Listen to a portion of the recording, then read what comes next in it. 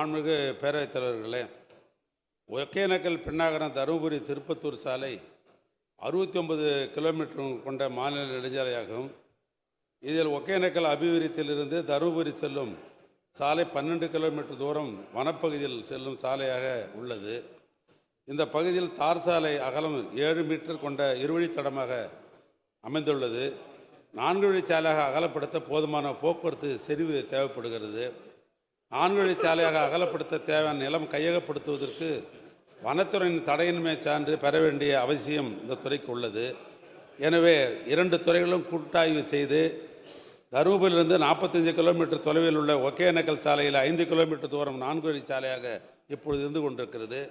மீதமுள்ள சாலை அரசின் நிதிநிலைக்கு ஏற்ப படிப்படியாக அகலப்படுத்தப்படும். மாண்புமிகு உறுப்பினர் ஜி.கே. மணி அவர்கள். மாண்புமிகு பேரவைத் தலைவர் அவர்களே, தமிழ்நாட்டின் பிரசித்தி பெற்ற நீர்வீழ்ச்சி அமைந்துள்ள இடம் ஒகேனக்கல் மிக சிறந்த சுற்றுலா தலமாக விளங்கி வருகிறது. தலைநகர் சென்னையில் இருந்தும் தமிழ்நாடு முழுவதும் இருந்தும் அருகில் இருக்கிற கர்நாடகா, ஆந்திரா போன்ற மாநிலங்களிலிருந்து ஏராளமான சுற்றுலா பயணிகள் வருகிறார்கள். வருகிற நேரத்தில் போக்குவரத்து நெரிசல், சாலை விபத்துகள்லாம் ஏற்படுகின்ற காரணத்தால் இது சாலை விரிவாக்கம் செய்வது அவசியம் தேவை என்ற அடிப்படையில் அமைச்சர் அவர்களும் உணர்வார்கள்.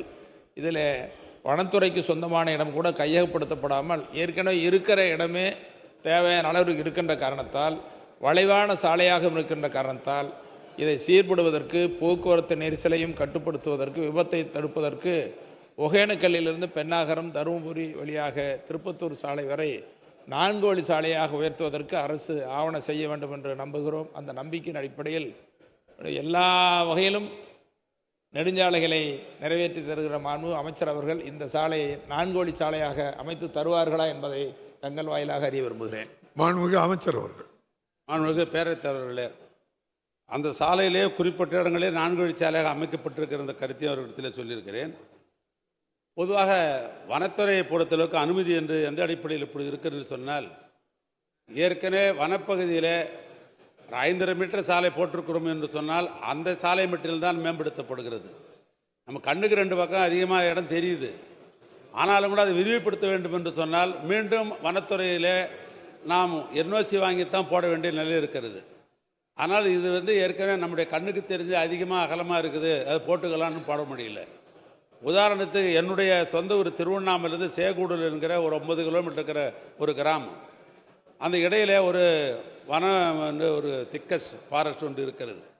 ஆனால் கண்ணுக்கு தெரிந்த ஏற்கனவே இருக்கிற சாலையில் இந்த பக்கம் 1.5 மீட்டர், அந்த பக்கம் 1.5 மீட்டர் போகணுன்னு நானே முடிவு செய்து நான் வனத்துறைக்கு தொடர்ந்து கடிதங்கள் எழுதி கொண்டு தான் இருக்கிறேன். இன்னும் எனக்கு NOC கிடைக்கல.